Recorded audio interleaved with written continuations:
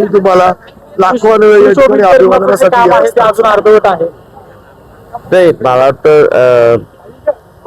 शासनाकडून असणारं लोकांच्या सोयीची जी व्यवस्था आहे तिचं नियोजन चांगल्या पद्धतीने झालंय असं मी त्या ठिकाणी म्हणेन. येण्या जाण्याची असणारी व्यवस्था सुद्धा आहे त्या ठिकाणी. स्तंभाचा असताना शोभीकरणाची सुरुवात आहे, मला वाटतं पूर्ण होईल 7-7:30 वाजेपर्यंत. हा एक इतिहास आहे, मानवतेचा इतिहास या देशातला असं मी त्या ठिकाणी मानतो.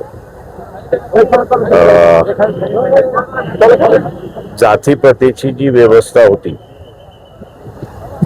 त्या जातीप्रथेच्या व्यवस्थेच्या विरोधातला हा एक लढा होता आणि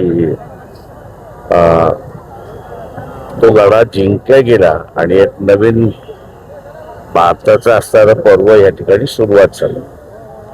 ही वस्तुस्थिती आहे की ह्या लढ्या जिंकल्यामुळे असणारं ब्रिटिशांचं राज्य हे पूर्णपणे भारतावरती इस्टॅब्लिश झालं आणि पण एक नवी विचारसरणी ज्याला आपण म्हणतो ती सुरुवात झाली आणि देशाची तोपर्यंत उभारणी नव्हती, ती भारतीय देशाची असणारी उभारणी सुरुवात झाली.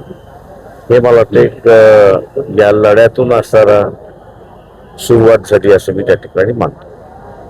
महापालिकेच्या निवडणुका सुरू आहेत आणि अनेक ठिकाणी युती आघाडी यामध्ये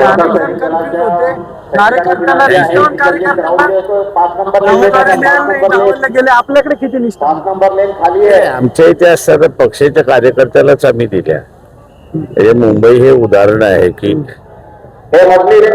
काही जागा ह्या जास्ती दिल्या,